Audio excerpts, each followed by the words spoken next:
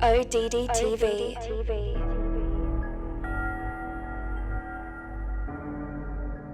American Gods is a show on Starz Network based on a book by Neil Gaiman of the same name.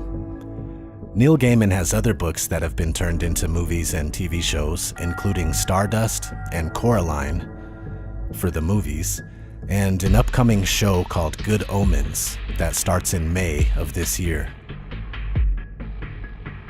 The show American Gods, which is on its second season, is completely flooded with mythological and religious characters and references to the point where there's really no need to break it all down. Just watch it for yourself if you want to.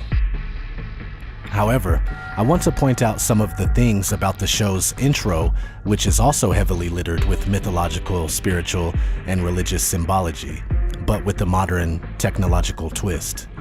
So let's briefly run through this entire opening sequence, and then we'll talk more about it afterward. As the intro begins, we catch a glimpse of the World Tree, aka the Tree of Life, followed by the head of Medusa, but fiber optic cables take the place of the snakes.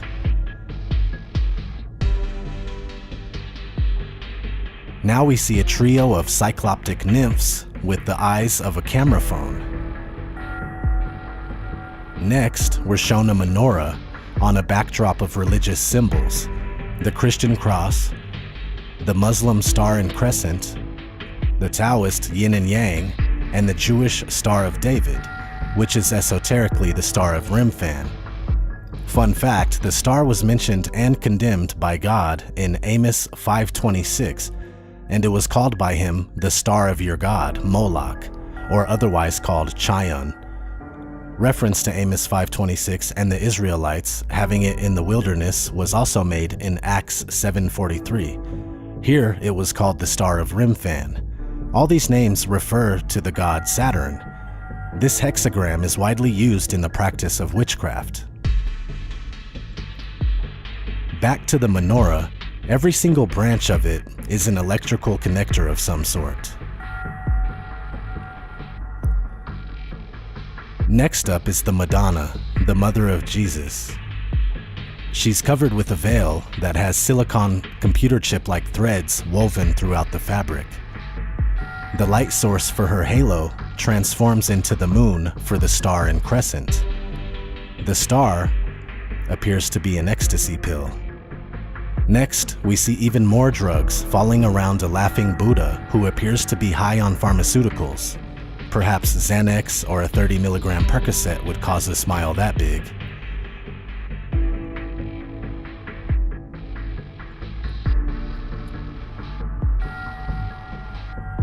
Next up is a jet turbine that switches into some kind of medical lab technology, spinning around the base of Ganesh, who's sitting on a lotus flower. This is followed by an Egyptian pyramid with a brightly lit capstone. Sitting in front of it is what appears to be a sphinx, but is actually a robot dog that looks similar to a Sony Aibo. Next is a cowboy made of neon lights with a prosthetic leg.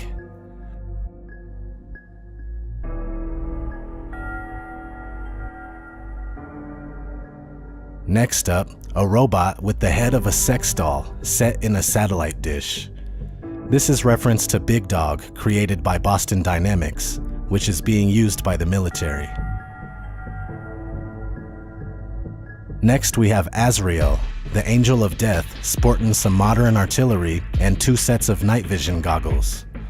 In one description of Azrael, he has 4 faces and 4,000 wings, and his whole body consists of eyes and tongues.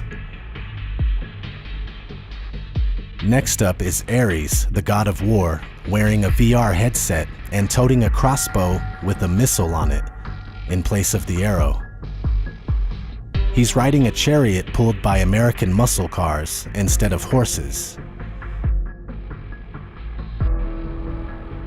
After that, we have a rocket, which is the modern-day obelisk, Egyptian phallic symbol.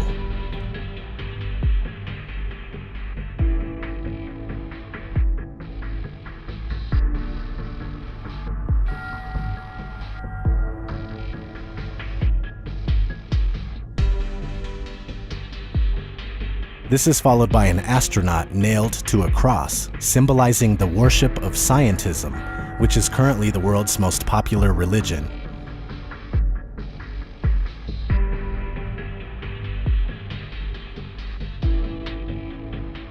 And finally, at the top of this mind control totem pole is the Roman eagle, Aquila, also known as the Roman standard. This eagle is a common everyday symbol, especially in America, and its presence represents the fact that the Roman Empire never fell. It just went into the shadows and clandestinely acquired more and more power until it ended up in control of everything that we know of today.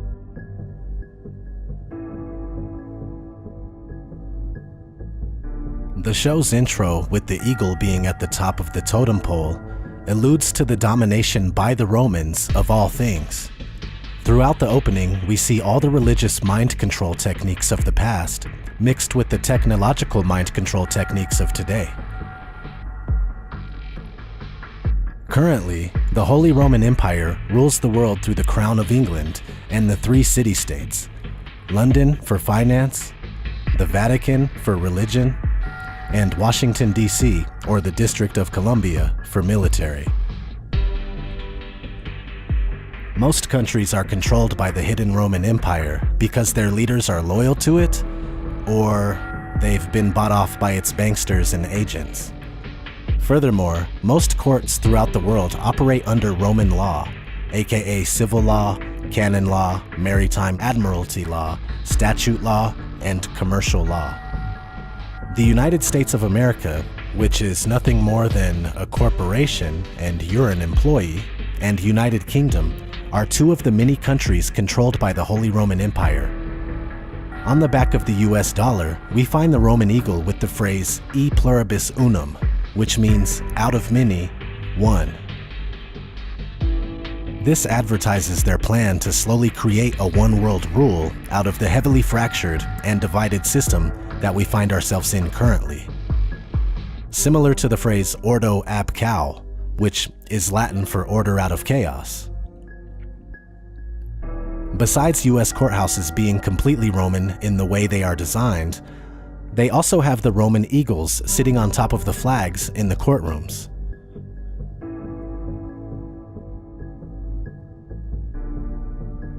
Same thing with the flags that you see when the president is addressing the nation.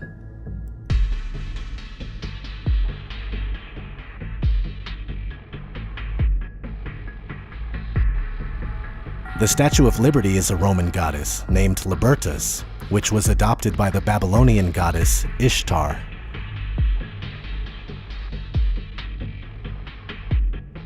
Everything in America is Roman at heart, from how we have a Senate,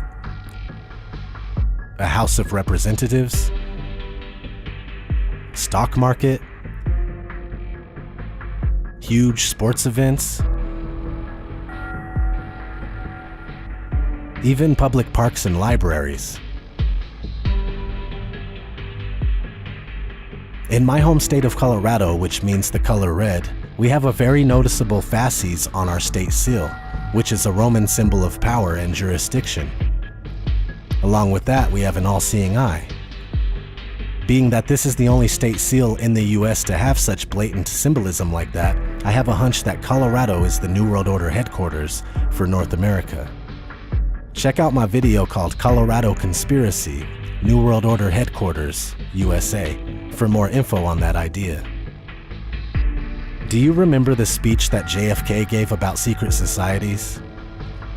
The very word secrecy is repugnant in a free and open society, and we are, as a people, inherently and historically opposed to secret societies, to secret oaths, and to secret proceedings. Well, the embodiment of what he was referring to is the Holy Roman Empire, the Jesuits, and black nobility, with black nobility being the most powerful. The black nobility is a network of extremely powerful families that date back as far as ancient Egypt or even earlier. They use any tactic necessary, including murder, fraud, genocide, terrorism, etc., to protect their wealth and keep the common man under financial slavery.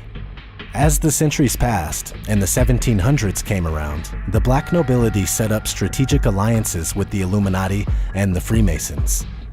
It was an unholy trinity that would use the Earth's population at their disposal to protect their interests.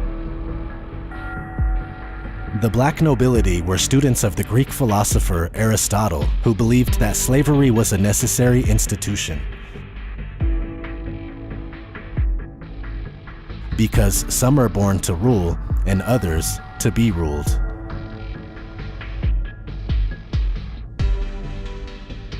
The idea that certain families were born to rule as an arbitrary elite, while the vast majority of any given population is condemned to oppression or slavery, became the theological position of this elite. The black nobility became so powerful that even the Roman Catholic Church, which ruled much of Europe, became fearful of them, with several botched attempts to conquer them. The irony of the matter is that when the papacy's iron rule came to an end in 1870, it was the black nobility who were there to act as the comrades of the Pope in helping to negotiate the terms of the Vatican's future existence under Benito Mussolini. You might be wondering where the Jews fit into all this. Well, in 1832, the Vatican needed a loan because of declining finances, and the Rothschild family provided it. They also gave them another loan in the 1850s, so the Vatican is indebted to the Rothschilds. Not to mention that the Jesuits were founded by a crypto-Jew named Ignatius Loyola. This is why they are sometimes referred to as the Jesuits. And these facts may be why the Jews have so much power when it comes to military, corporations, politics, banking, Hollywood, and other media. Maybe they would have it regardless, I'm not sure. The Illuminati order was preceded in the 1500s in Spain by the Alumbrados, a Christian heresy started by crypto-Jews called Marranos. The founder of the Jesuit order, Ignatius of Loyola, was a Marrano Alumbrado. Thus, when people today argue whether it is the Jesuits or the Zionists who are responsible for our troubles, they are really talking about the same beast.